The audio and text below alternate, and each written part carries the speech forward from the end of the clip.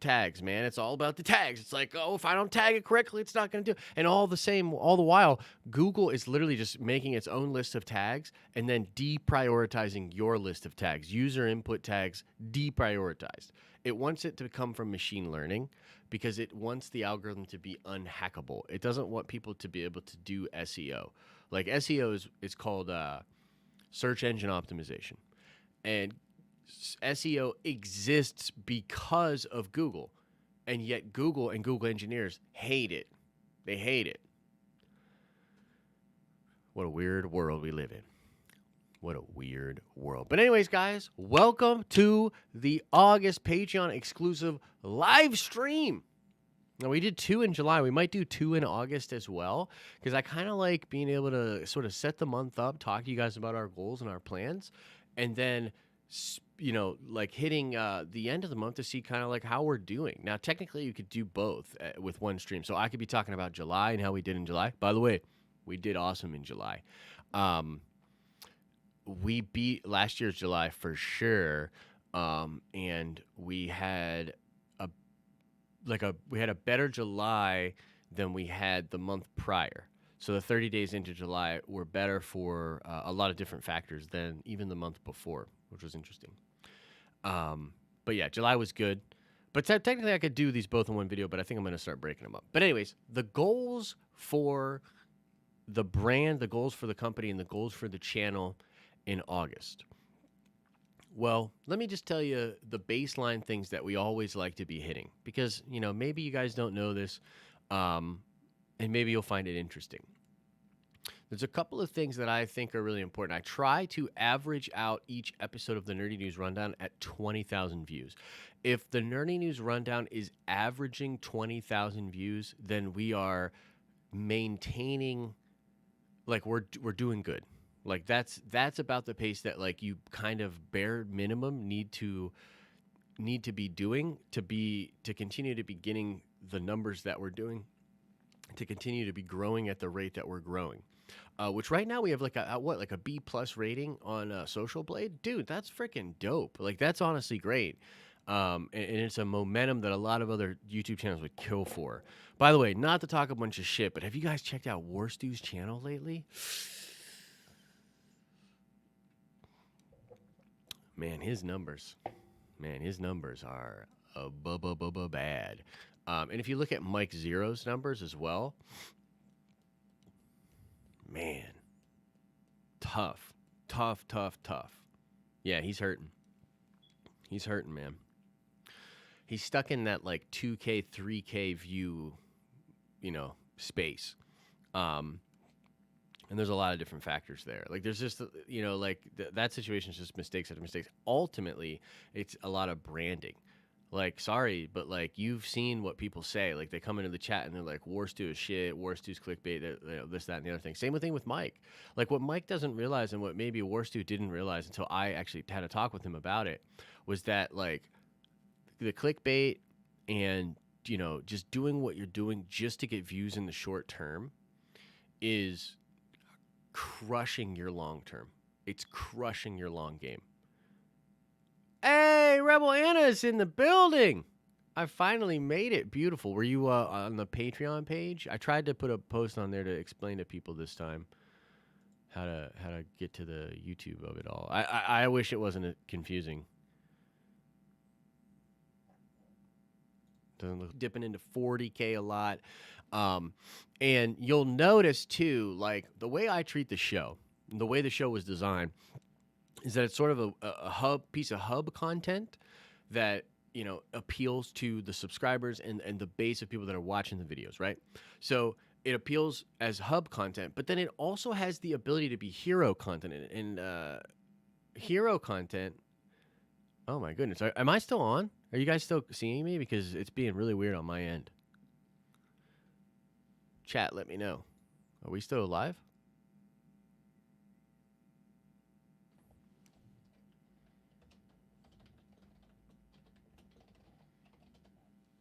You guys still there? Oh, wow. So weird on my end. You know, just another example of YouTube and Google, one of the best companies in the world, making it awesome. I wish you could see on my end. It literally says an error occurred. Error occurred. Please try again later. Woo! It's a knee slapper. Good job, Google. Anyway, uh, there's hub content. The show is designed to continue to feed the base, continue to have content out there that's good for the base. It also has the ability to hit hero content. What that is like search volume content. So like, tomorrow, if the next Avengers movie was confirmed and we hit it on the show, we can possibly have like a huge breakthrough video. Now, for us right now, where we're at as a channel and the authority we have as a channel, if we have a video that blows up, like hits like 300, 400, 500K, upwards of that, then it is usually going to be helped a lot by search. So it is going to rank in search and get something like 11, 12% of its views from search. But like in the first day, that'll be 70%. So like you'll get like a 70% of your views will come from search on the first day. If you rank high enough for something that's popular enough, that'll cause the view velocity to throw that video out into suggested and browser features and all of these other things. Now, when that happens, like the last time it happened was the Sony Marvel deal. We had a video. I did the video about how the Sony Marvel contract was leaked. If Spider-Man Far From Home hit $1 billion, Marvel's going to retain the rights.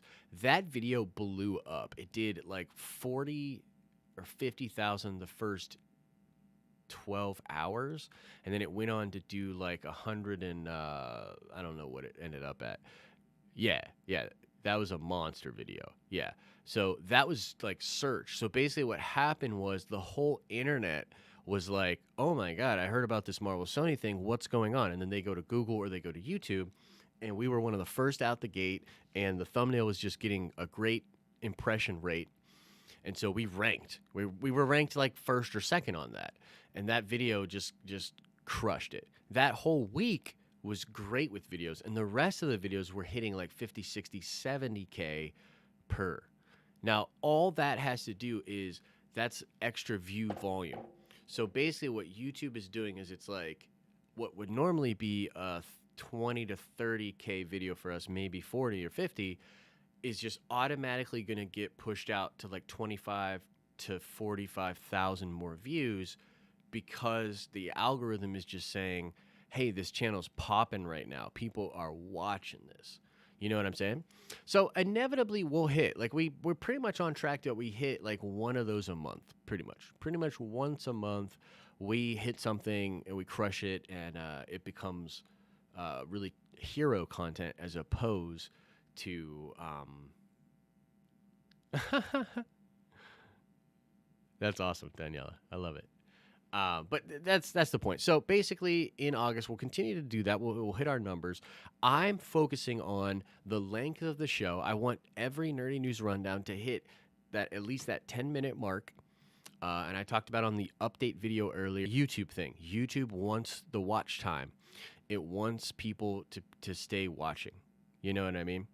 So that's a big focus in August. Every video, or not every video, but every show has to hit 10 minutes plus. I really want to get it towards 14 to 18 minutes, ultimately. And with that, right along with that, is injecting a lot of entertainment, focus on jokes, focus on self-referential stuff, context like that. I want to put a lot of that into the show as well. And so I opened that up to you guys earlier, trying to get you guys to, send in funny memes, clips, to talk about the things that you really think are good about the show, the things that I do well. And with our powers combined, we're going to handle that. The other thing for August is about getting the other channels set up. So like the anime channel, I'm doing a tabletop channel, and really revamping the gaming channel and putting a big focus on gaming. And by the end of the month, hopefully by D23, I would like to start doing the morning stream. Now, the morning stream is the new show. If you guys have been watching, last month we talked about it a couple different times. The morning stream is the new sort of talk radio show that I will be doing 5 days a week on Twitch. And again, on that show, we're going to talk about all sorts of different things. It's going to have different segments. I'm really going to inject a lot of entertainment on it.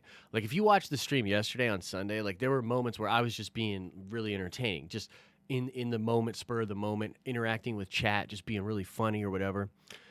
You know, I really like it, and I think it's funny, and I think that it's nice content. So that'll allow me to every day talk about video games, talk about anime, talk about Star Wars, talk about Marvel, talk about whatever's going on. And then we can take the clips from the show and make those separate videos on YouTube. Okay? So we're totally doing that. That's what's going down. And yeah, I totally see you guys talking about Christoph Waltz, and I absolutely agree. Christoph Waltz is the man. But yeah, so those are the big focuses in July. And if we can inject the show up to 10 minutes, focus on the entertainment value, get that stream started, and hold on to our 20 to 30,000 view average per show, that's a beautiful August. Because then, like, the next goal is to, like, refine the programming and really go after advertisers more and try to really get, like, cash flow and we start to worry a little bit more about money. But, yeah, so that's where we're at with all of that. But I wanted to talk to you guys about this whole ninja thing. Did you guys see this? Let me know in the chat. Did you see Ninja left Twitch? Anybody? It was pretty crazy. Oh, you heard it from me? Yeah, so I was just talking to Ryan about this. We were on the phone. We were chatting before I went live. And yeah, it was a pretty big deal. It was trending on Twitter. Business websites were writing about it. Gaming websites were writing about it. Entertainment sites were writing about it. A lot of people were getting in on this. It was a huge trending thing. And there's so many different things operating here. Yeah, for sure. For sure. I don't know what Ninja is. Totally get you, Second Street Marvel. I get you. Ninja's probably, I'd say arguably still the biggest brand in online gaming still now. And he's a Fortnite streamer. He's more than a Fortnite streamer. Like, he streams a bunch of different games. But essentially, he's a streamer on Twitch. He did New Year's Eve last year or the year before. And it was really cringy. We was trying to get everybody to dab and do stuff like that, and it didn't work.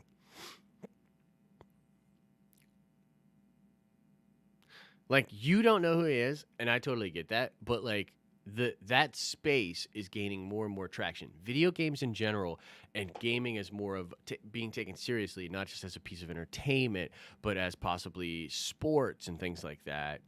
Despite everything, Fortnite is still the biggest game on the planet. It's still the biggest game to be streaming. That and Minecraft. So, like, Minecraft and Fortnite are still weirdly the biggest games on the planet.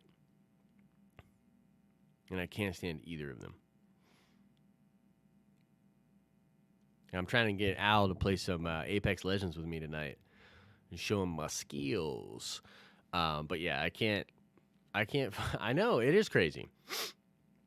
It is crazy. But that space is also dominated by a lot of young kids, a lot of free time.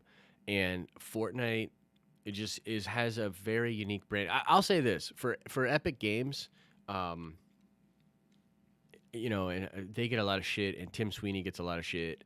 But Epic Games and Fortnite has done something truly, absolutely incredible. And the way they constantly innovate. Like, basically every week there's some new gimmick or some new stupid thing in Fortnite, and it keeps it fresh. Like, this week they put mechs in Fortnite. Like, there are 2-player mechs that are apparently just OP as hell. But there's just, like, mechs. And next week it'll be something different. And then it'll be a new weapon, and then it'll be a new mode, and it'll be this and that. And they're on that cutting edge where they just keep doing it. They just had a tournament, the World Cup, and the winner was like this ever in esports, ever. And they literally, that's only possible because of how popular the game is. It's crazy. So, Ninja leaves Twitch. Yeah, it was stupid. Ninja leaves Twitch. Now, there's a lot of different like reasons and like this is crazy and things that I could talk about, particular to our situation here. You'll know that I'm actually putting a big focus on Twitch. I'm doing the morning stream over on Twitch, and when I saw Ninja move to Mixer, it literally gave me a huge pause button, and I was like, wow, what if we're going to this platform and it's really over for Twitch? Because really what's crazy about it, guys, is that like Twitch has all these views, right? They have, we talked about this before, but they own like 70% of all hours streamed online. It happens on Twitch that they're streamed and viewed online. And the thing that's crazy about that is it's so funneled. It's so funneled that really the vast majority of those views is coming from a very small percentage of people. It's literally probably like less than 100 people. Probably less than 50 people, to be honest with you. And Ninja moves to this other platform, and if this other platform starts cutting deals, like if I was a Mixer right now, I'd be going after like Dr. Disrespect. I'd be going after Lupo. I mean, you're probably not going to get Shroud, but I'd go after Shroud. I would go after Pokemon. I would go after some of these massive streamers, and I'd throw like $20-30 million to get them to sign exclusive deals for like the next 5 years. Because literally, if you take even like 3 more streamers from Twitch, you've just taken like 7 to 20% of the market share, not like of the whole fucking market. The whole fucking market of hours viewed on stream, right? And so I was like, dude, that's crazy. Like, that's nuts. And they're backed by Microsoft, so like they've got the money to do that. But at the end of the day, I was like, for what we're doing, I think it still makes the most sense to go over to Twitch and to start building an audience there and taking our YouTube audience and converting them over to Twitch as well, because I still think that Twitch is the place that, where it's going to happen. And until I see more signs, like I'll be completely honest with you guys, if before the end of August, another massive streamer leaves Twitch, we might have to hold off. Like we might have to think about doing something different.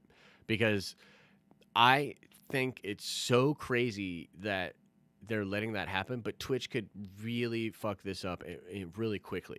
Things wrong. And it's a similar thing to YouTube because there's really not a lot of competition out there. Like, they can just get away with it. But, like, if Mixer actually starts to make the right moves, it's literally going to just, like, it's the whole ecosystem could be upended, which I think is really interesting.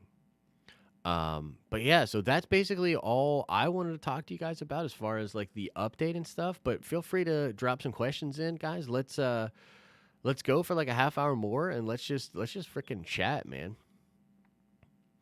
Daniela says, I don't know much, but I get the feeling that a lot of Twitch streamers I know have gotten famous through other platforms like memers I know, or even female IG models. Yeah, totally. Because the thing is about Twitch, sitting poolside at my kids' swim lessons, but my heart is in the den. Oh, shit. Maverick Pilgrim, much respect, man.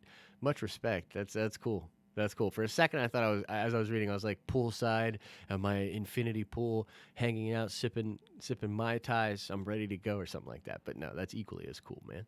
But yeah, Daniela, that's a good point because the bottom line is Twitch is terrible for organic growth. Like, it's terrible for organic growth. And that's why we're not even going to use Twitch for organic growth. We're going to leverage what we do on YouTube to get growth over there. And if YouTube didn't have its own set of problems, I would just be doing this all on YouTube. Like, I'd love to just do this stream on YouTube, but because of the stupid algorithm, we can't. Rebel Anna says, how's life in the Berg? Life in the Berg is great. It's been awesome. I'm still not even fully moved in, and I'm definitely not optimized. Like I need to optimize the setup more. I need to get this studio space needs like finished. I just bought this. I bought this awesome mini fridge, and I don't even have my mini fridge set up. There's a lot of stuff that needs to be done still, but um, I've been cranking out good content, really ramping stuff up on the Patreon. Like guys, I don't know if you guys know like how cool it is to like have the actually functioning Patreon that actually makes sense and we have way more engagement. Like some people have been here for a long time. And you'll know that there were like really quiet months on Patreon. There was stuff where there was times where nothing was going on. I'm so excited that like we actually have a functioning Patreon and an actual value for people that are on this thing. You know what I mean? So like that in and of itself, that was a huge goal for me. I'm so excited that we got there, and I think that the content has been great. You know, so yeah, the move has been good. Now you might have noticed there, Rebel Anna. I didn't really talk about like my life. What fucking life? You know what I mean? I work a lot. Um, but in all seriousness, like life's been great too. Like I said, I moved in with one of my best friends. And like we've been playing just a bunch of games, you know. I've been playing a lot of Magic, Magic the Gathering. I want to try to find a Dungeons and Dragons campaign here in Pittsburgh, and I've got some friends like Justin, who does the Den of Nerds Gaming. You know, he's got some people in Pittsburgh that are Dungeons and Dragons people, so I'd love to get a new campaign going on. You know, I'd like to take a couple of days off and you know, go out and have a few drinks and get a little crazy. So hopefully we'll get there soon. It's my hometown, and I'm coming for a visit next week. Thanks for keeping it nerdy. Oh, that's awesome. Where are you at now, Rebel Anna? If you don't mind me asking. I also, for some reason, feel like it's donating more on Twitch just because it's set up for that. Yeah, it's a lot of donations on Twitch. It's interesting. Um, oh yeah, dude, do it, Rebel Anna. Do it, do it. Um, but yeah, Daniela, it's an interesting like ecosystem on Twitch. Like the donations and everything. Yeah, that's a big part of it. Subscribing and donating is a big part of it. But it's a lot like what John Campia does. Like it's a lot like the super chat thing where like you're donating but you're also donating to like be a part of the content. Like either to have your question answered or have a link set or like, you know, like it's really interactive. Oh, you're in Orlando? That's crazy because I'm considering moving to Orlando after this Pittsburgh stint. That's crazy. Um, dude, Jake Brower, I totally agree with you, brother. And I'm sorry if I didn't see you posting on the Patreon page. But yeah, it's way harder than it should be, and it's way harder than it should be to even get the stupid link to you guys from YouTube because YouTube's ridiculous. Bro, guys, there's literally a link down here. I know I said this at the beginning of the stream, but there's literally a thing that says share. It's a big in red letters, this big fucking thing that says share. And then it's got a link in there. One would think, like anybody with two brain cells would think, okay, this is the link I used to share. Wouldn't that be nice? Wouldn't that be great? That link takes you nowhere. It takes you to the home page of the channel. Jesus. Oh, you do have some amazing DMs on it? I bet.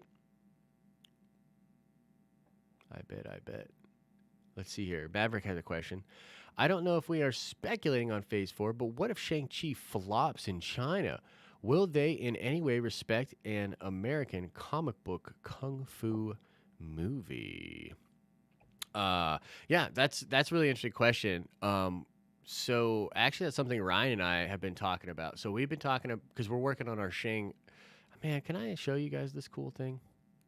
I'm gonna show you guys the thumbnail for the 10 Rings video and the Shang-Chi video that I'm working on with Ryan because it's dope.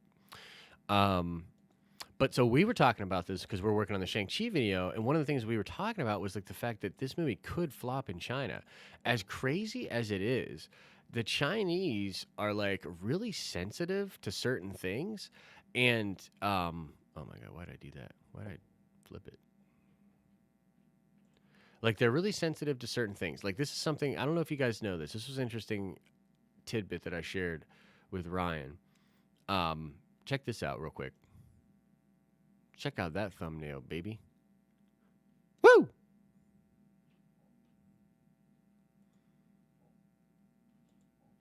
Can I tell you guys a secret? Can you keep a secret? Sometimes, because I'm in a Facebook group with Al and Angelo, and sometimes I'll send them the thumbnails I'm working on, and I'll be like, "This will get some nerdy dicks hard."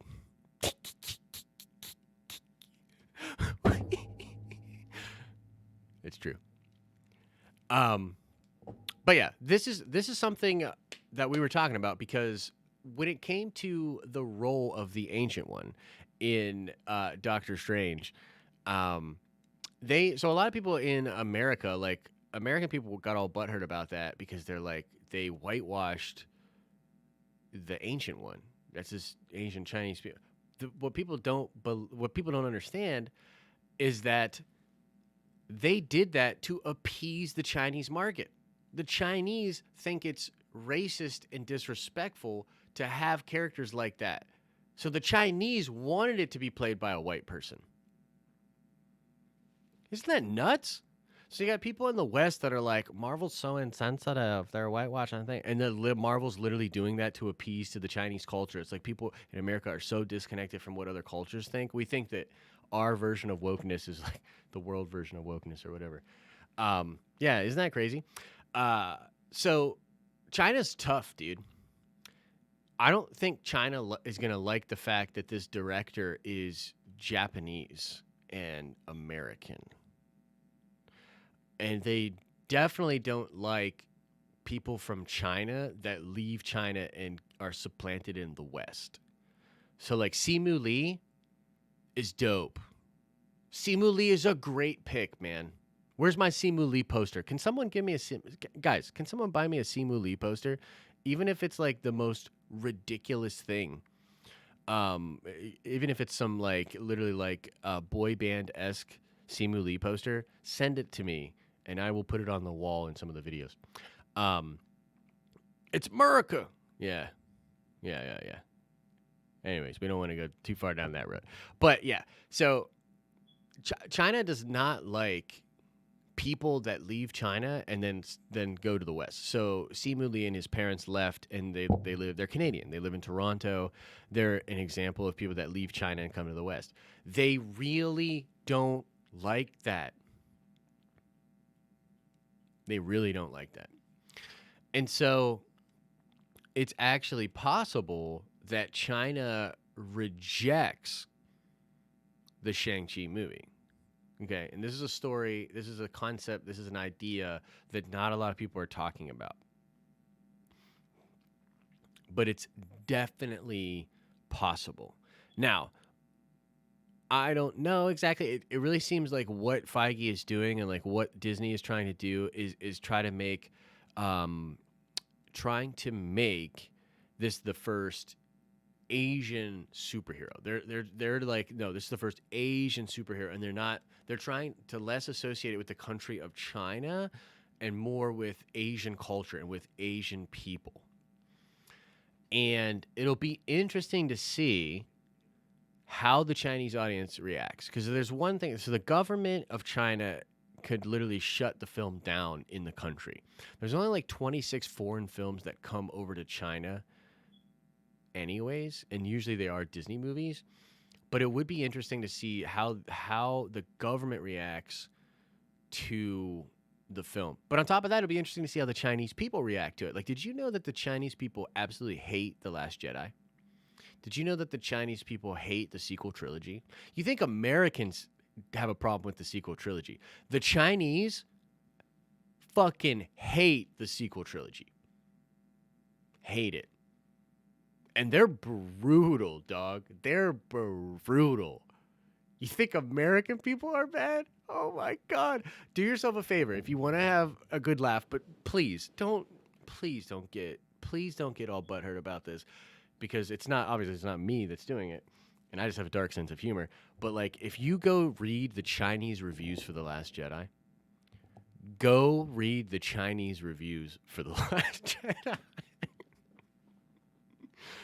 Woo! They're brutal, dog. They're fucking brutal. It's crazy. the opposite happened in Africa. When I was in Uganda, everyone had seen and loved Black Panther, but everyone hated Infinity War because they hadn't seen any other Marvel movie. So they were lost. Oh, that's interesting. Didn't know that, man. Yeah. It is interesting how the Black Panther thing really it's just funny because like at the end of the day what we're talking about here is it possible that is it possible that this movie flops in China, that it's rejected by the Asian community? Because what's interesting about that is like, Marvel makes Black Panther, it's a great cultural thing for the Black community overall.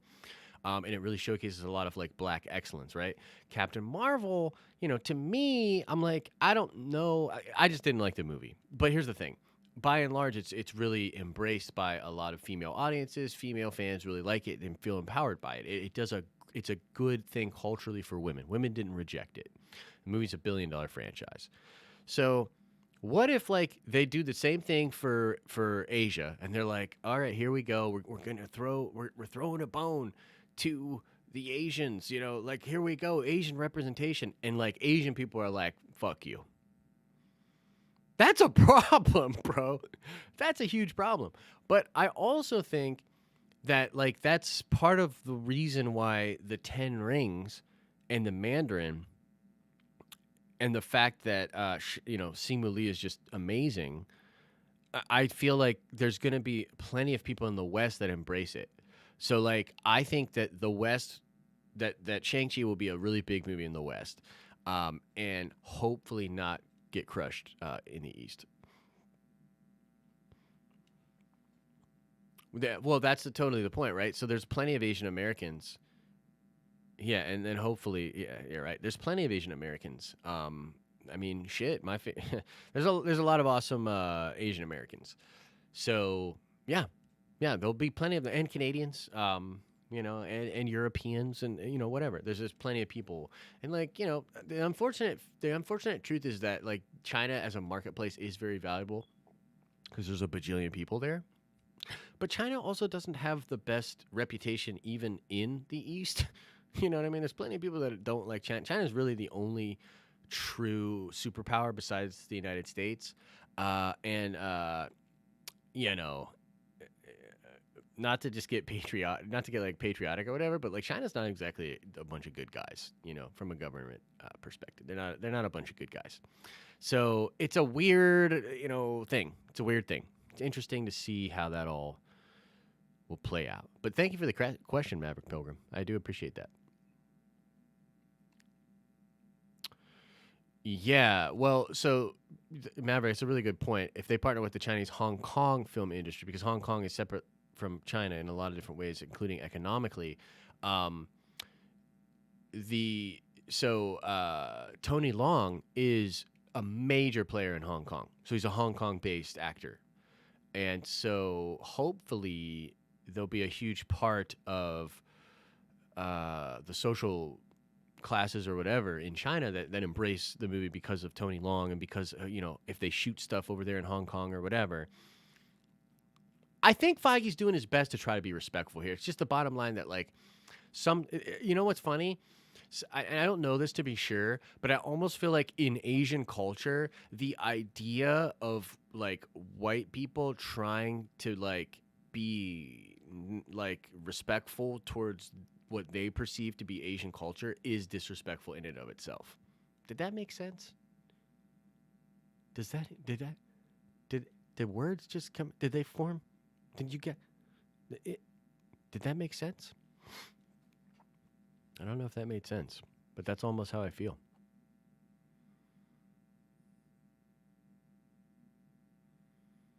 Do I know why China doesn't like the sequel trilogy? I know part of the reason why. They don't like the new cast, and China really likes beautiful white people. They like. I'm not kidding. So Matt Damon, what was that movie? The Wall. Beautiful, beautiful example.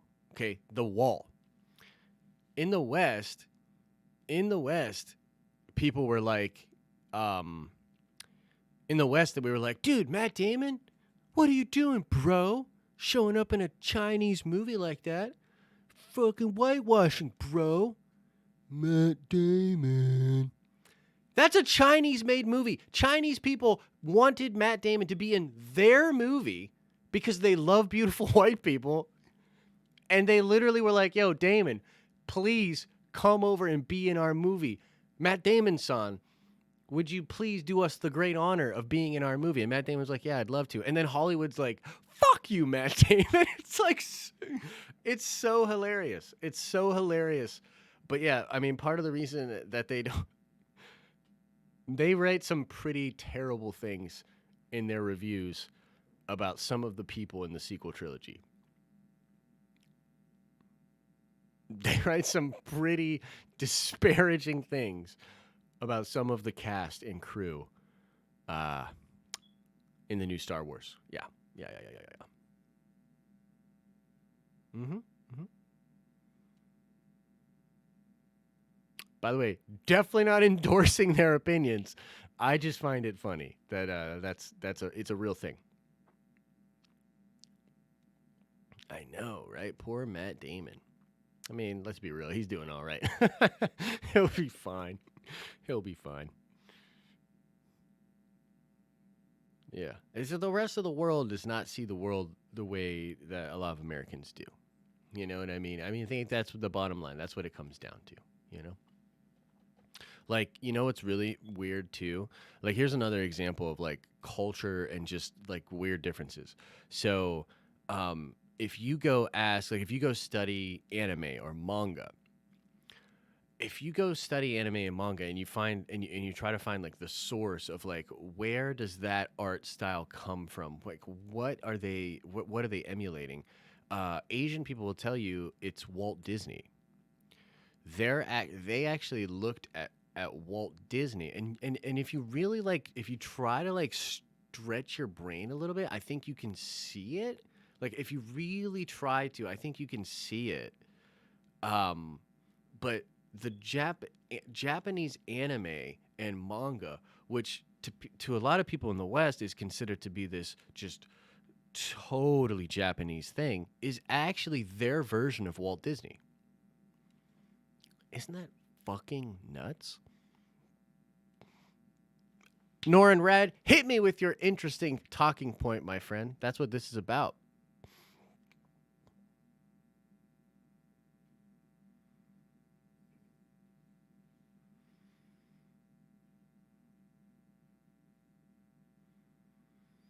Hit me, brother. Hit me, brother Norin. To me, your question. That was terrible.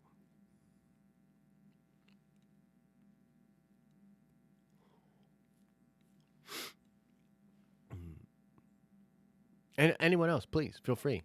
Drop questions in, man. This is about talking about what you guys want to talk about. You can get the nitty gritty details, the stuff I would never say in an actual live stream for like open publicly or in a video. Yeah. Yeah, Jake Brower. So I went to school for animation. I actually studied under a guy who worked for one of the Nine Wise Men. The Nine Wise Men were the head honchos, the head animators at Disney under Walt himself. And so, like, I learned a lot of crazy stuff about what animation was like back in the day and what Disney was doing. And one of the interesting things that we learned about that was, like, where manga and anime comes from. And it's an emulation of those early black and white Disney, not only comic book strips, but the animation.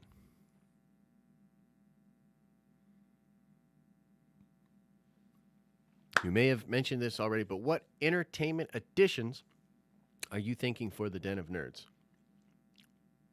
And Norin, I'll get to your question in just a second, bro. So what things am I thinking about? I mean, I think about often little systemic changes. Like one thing is like I actually want the intro to be like shorter and more succinct.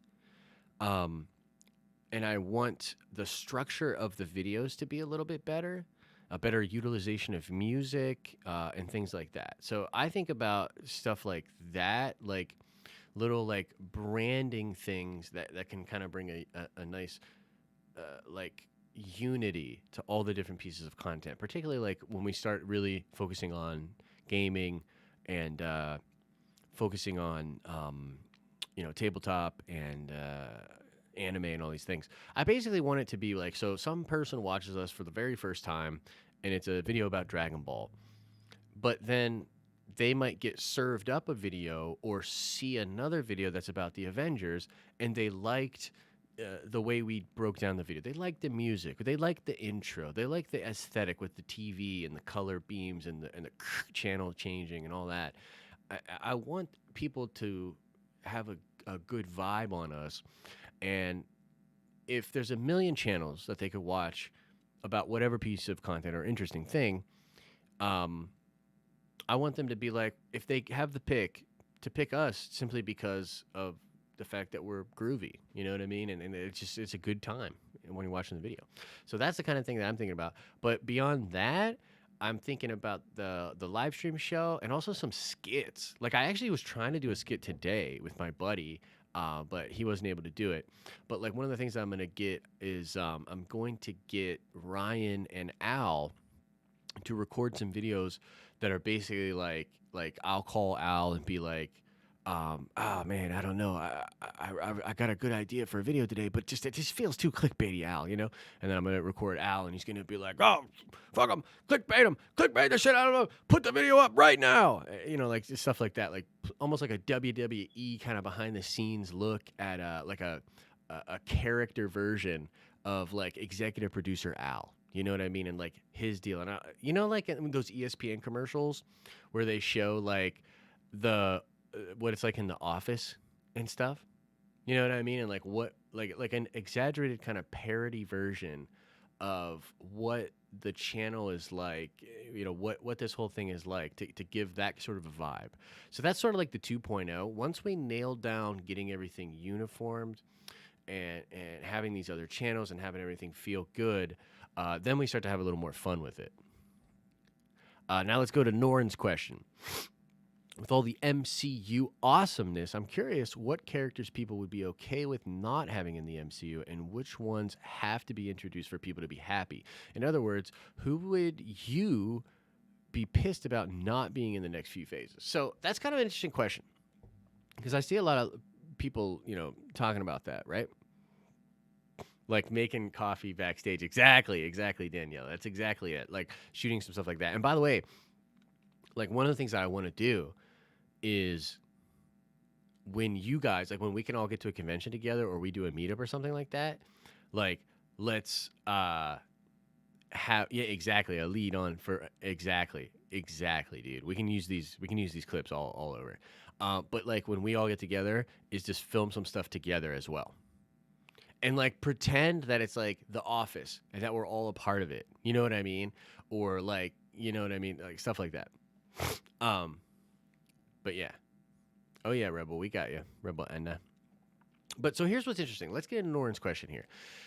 The MCU has actually done a great job of taking characters that you wouldn't necessarily be super attached to, besides like Captain America, and like making them work and making people love them. So like Iron Man was not a very popular character before the movies. Same thing with Thor. Thor really didn't even have that many ongoing series that were really successful. I mean, there's been a lot of cool Thor comics and stuff like that, and Stranger Tales, Tales of Astonish, and different things. But I think the MCU is making moves based on other things. Although they really do focus on the comics and they take into consideration the source material, I do not think that Feige is being like, hey, here's the characters we need in there. Other than the Fantastic Four, the X-Men, Doctor Doom, Galactus, certain characters like that. Certain iconic characters like Thanos, like it's like obvious. The Infinity Gauntlet is considered one of the best comic book stories of all time. Legendary story. Great story. Permeates throughout all of Marvel's history. The Infinity Stones constantly, Infinity Gems in the comics until recently, they pop up in all sorts of stories all the time. and that was after Jim Starlin and the Infinity and all that. So it just makes sense that they do Thanos. So I think there's big things like that they will do, but there's nothing that I'm thinking, man, if they don't do this, I'm gonna be pissed. Like I want Moon Knight, but if they don't do Moon Knight, I'm not gonna be pissed, dude. We're getting X-Men, we're getting Fantastic Four, we're getting freaking Mahershala Ali Blade. You know what I mean? Like it's an embarrassment of riches. So I don't think there's a single character that I'd be very bummed about. Now, I will say this. Slight exception to that is the X-Men.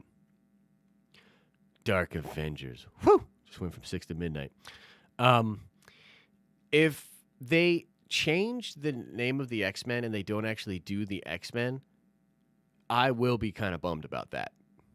Like there's all this talk of like, I don't think it should be called X-Men. It should be more inclusive. Like, the X-Men is one of the most diverse, inclusive groups of characters ever.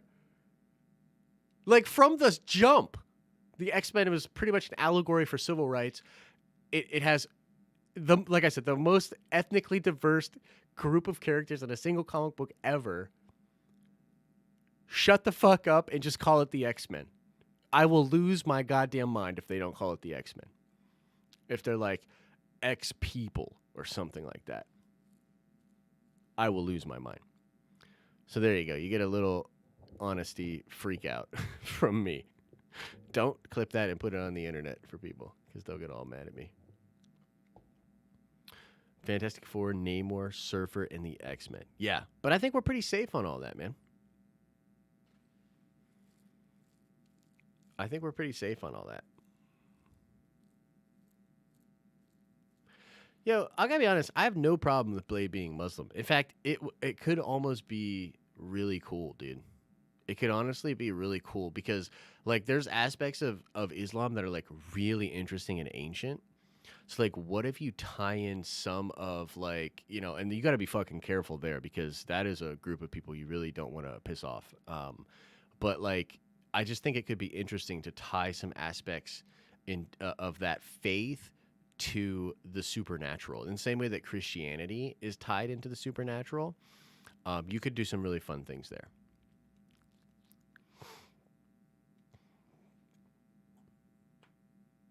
Yeah, exactly.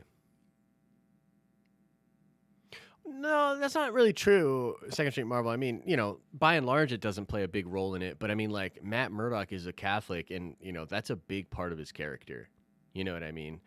Um, so, you know, that's a big part of the character. Miss Marvel, famously, you know, her being Muslim and a Muslim woman is a huge part of that character. You know what I mean? So, religion has played a big role in comics before, even in the mainstream. Um, so yeah. For Blade, yeah, for sure. Never been a big part of Blade. Besides the Christianity that's been in Blade because of the supernatural, right? So like, you know, there's a like the occult and like that kind of mysticism and stuff. Like naturally, like putting crosses in there, you know what I mean? Like the holy and things like that. Like that kind of stuff does play in those types of stories. You know what I mean?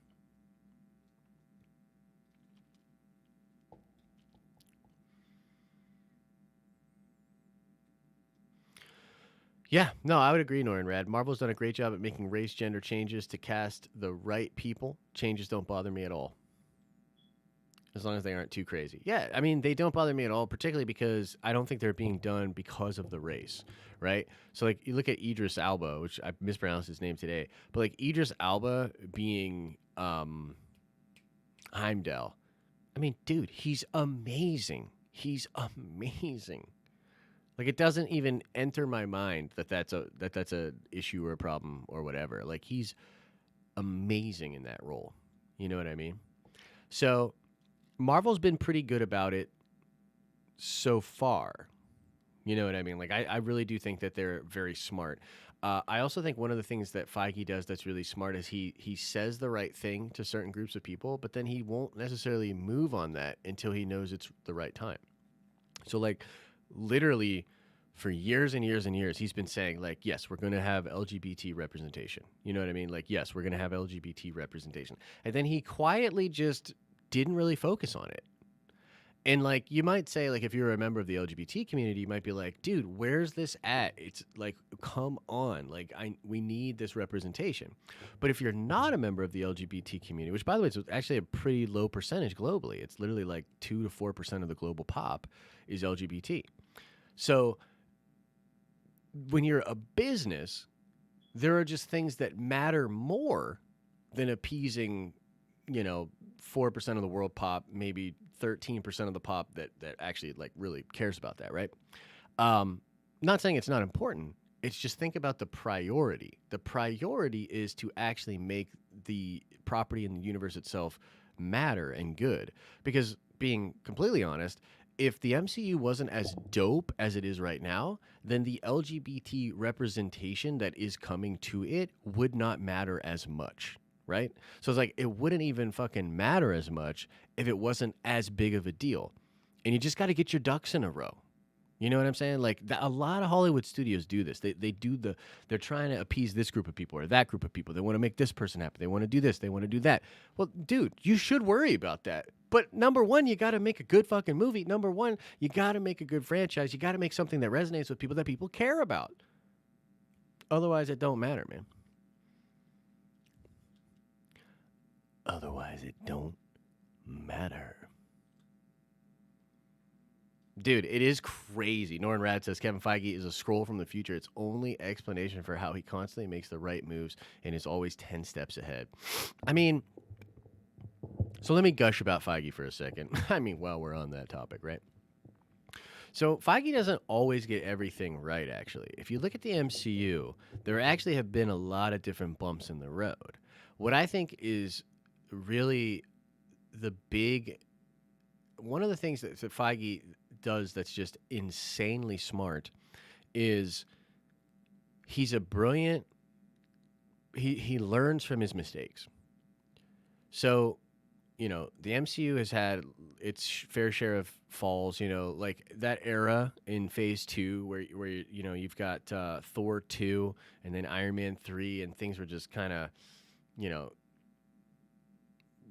like shaky there, They just fought through that and just kept going and kept making better movies, making better decisions, learning from their mistakes. They started to set teams in place and really handle parts of production in a way where, like, making a Marvel movie for a director is the easiest job they'll ever have. They'll come in, everything's already taken care of, and they don't even have to shoot the action sequences. The action sequences are actually shot by like a different group, a different director, a different unit. All the action sequences in the MCU since I think Civil War have been shot by majority the same teams. You bring in different talent and people on the top, but by and large, it's all made by the same thing. So, like, Feige has just made good movie after good movie. He learned from the 13 different Marvel movies he did before he got the job at Marvel Studios, and then he continued to learn every film they made. And this dude is he's just tough. And what's crazy is the more that success comes to the MCU, the more power and control he gets. And it's so cool. It's so cool to watch him come in and to watch him do his thing, man. You know what I mean? Because he, by and large, got out of Ryan Coogler's way. He allowed Ryan Coogler to just make Black Panther. But there are things that he stepped in when he had to step in. You know what I mean? He came in when he had to. It's the sign of a good leader, like letting your people do what they do best, but then reining them in when they get out. So I mean, Feige's just a special cat, and that team that he has is just full of incredible, passionate people. There's a team of wizards that just makes this stuff happen. It's just crazy, crazy.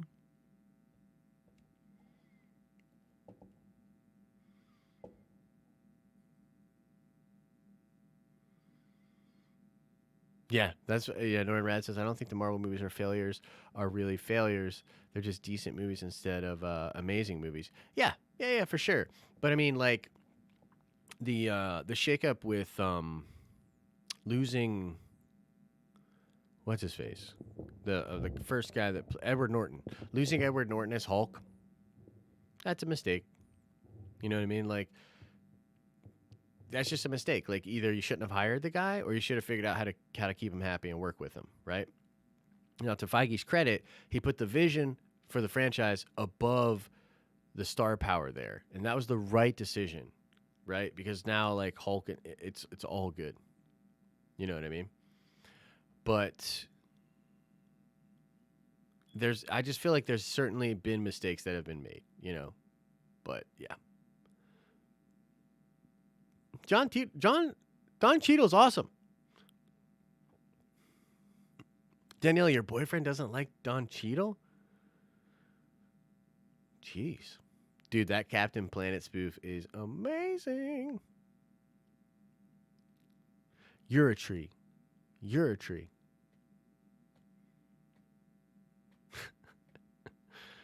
Yeah, for sure.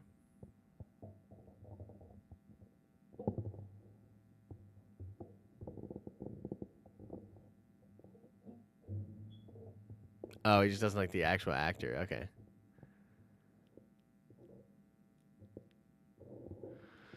All right, guys. I'll do like one or two more questions, then I'm gonna get on out of here. And guys, if you continue to have more ideas about stuff, or you want to send in more clips, about funny things that we can put in videos, just sort of enable notifications or keep coming back to the Patreon because I'm pretty active there. Just trying to get input from you guys and stuff. So, yeah.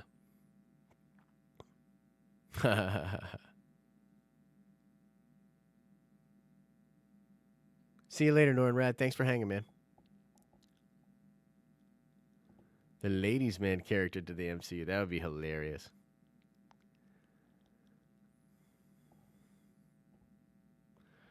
Always trying to be the smart one. Always trying to go for those hot takes. Dude, love Black Dynamite. Ooh-wee! The Boys. Oh, I can't wait to do this Boys video. Did you hear about the? You probably saw the video today, Rebel, or Anna, where I said I'm just gonna call you Anna. Why am I calling you Rebel? Anna, where I talked about the Boys video I'm gonna do. It's gonna be super clickbaity. It's gonna have the guy from the Boys and then Captain America, and then it's gonna literally say better than the MCU. And then the title's gonna be like, "Why the Boys on Amazon is better than Avengers Endgame."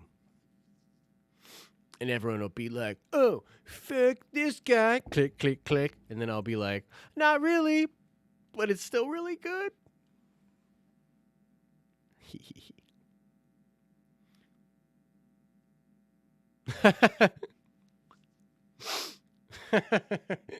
There's so many parts of Black Dynamite. I love the part where he like comes in and talks to one girl, and she's like, "Are you here to see me?" or something like that. And he's like, "No, I'm here to see Jackie, but I figure I'd throw you one real quick." And he's like, "What time do you get off?" And she's like, 15 minutes. And he's like, "You right about that, Chica. You right about that." It's just like the most. Oh, it's awesome.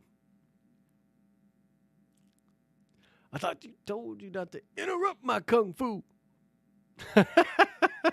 Al, that's perfect. We got to put that in there. Game Masters on Babcock is the best way to go. Okay, cool. I'll have to check that out.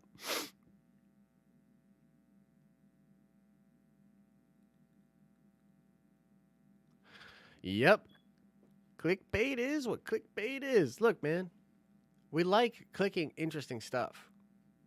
You want to watch, if you've got 10 minutes to watch, like, you want to watch something that's going to enrich and enhance your life. Whether it's really funny or cool, entertaining, or, you're really curious. Like, the curiosity that's created in you that you then get to have, paid off is a bigger draw than the million other videos on YouTube that aren't drawing you in at that time.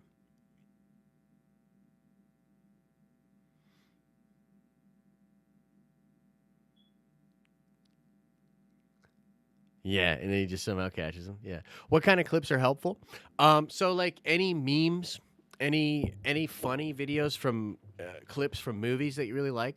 Like I'm just looking for things to use in the show. Like as an example, I like one of my favorite clips is from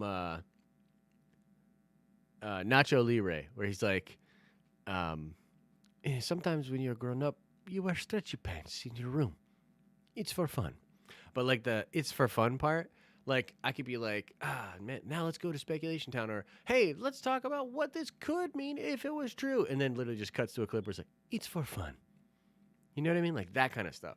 Like stuff that we can utilize in the videos in a humorous way or in a fun way. And then ideally, like you guys can be watching the videos and be like, oh, that's the clip I sent in to Josh, or like, oh, that's, that's what Al sent, that's what Jake sent in, that's what Anna sent in, or whatever. That's like her favorite John or whatever, something that we're talking about. Yeah.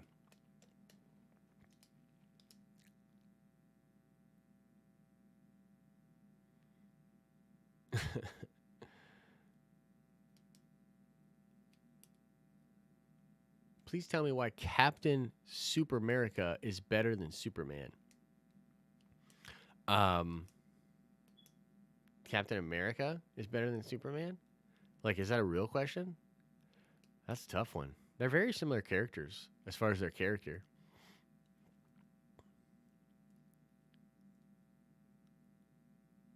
Yeah, the boom mic keeps dipping in and hitting him. Yeah, that shit's hilarious. Homelander. Okay. Yeah. So Homelander is amazing. So here's what's really cool about that. I almost think that Homelander's a sympathetic character. I don't want to get too spoilery here because there's people that still need to watch it. It was sarcasm. No, I actually thought it was sarcasm for a second. I thought that's what you were saying.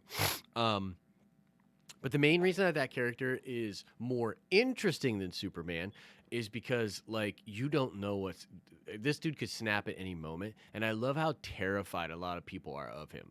So, like, in this show, there'll be this sense, like, even when he's talking to the other members of the Seven, it reminds me a lot of, like, Injustice.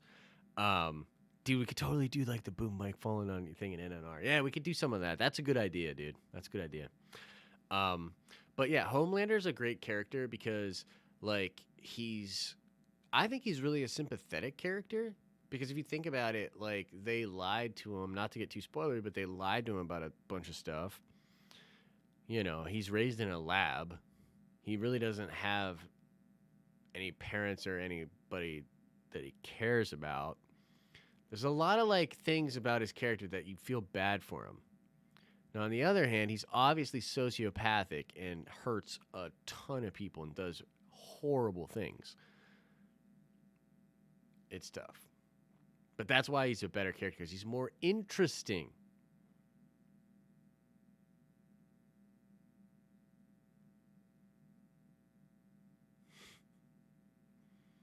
Nice, dude. Yeah, cut me some clips, bruh.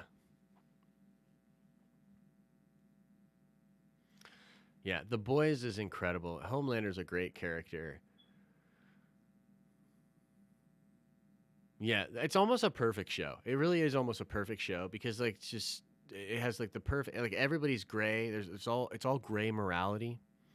Um, even some of the most horrible characters, like if you think about even the Deep starts the show off in a way where you're basically like, fuck this guy. Like, this guy is horrible. Yes, Kylo screaming more. Exactly, Daniela. That's exactly what I'm talking about. Exactly. All sorts of clips like that. Yeah, let's not give any spoilers, but holy crap, that ending. And that's not in the comics either. That's unique to the show. So it will be really interesting to see where they take it. They're shooting season 2 right now. So we're getting that season 2, baby. More than of nerds. Exactly.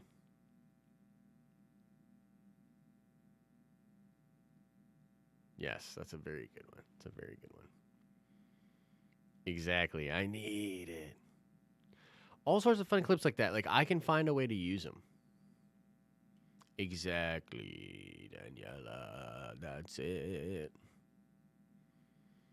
That's it. All right, guys, I'm going to get out of here. It's been an absolute pleasure. I think we will do another live stream like this. And we got to figure out when we can watch Endgame, when we can watch the Avengers movies. I really think Saturday morning is the best time for everyone. It'll be the best time for me, like just plan it in the Saturday morning into the afternoon. But yeah, let's try to plan that out. if not this month, next month for sure, where we can just be watching some movies together. Yeah. Oh, thanks, man. Yeah, and we'll just keep doing what we do. And you guys can always reach out to me on Patreon. Stickers should be to you guys any day now, too, by the way. Yeah. So, guys, I'm going to let you go. Thank you so much. Yeah, I don't really know. We'd all have to have both of the movies, and I think we'd just have to hit play, like, kind of at the same time. Let the first one run, take, like, a break, and then all hit play at the same time. And then we'll all be in chat. We could all get in a Discord together, or we can all just chat on here or something like that.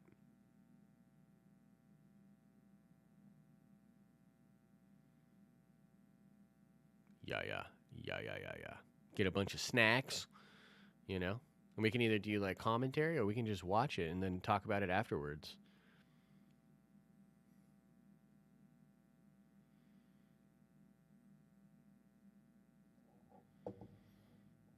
Oh, yes.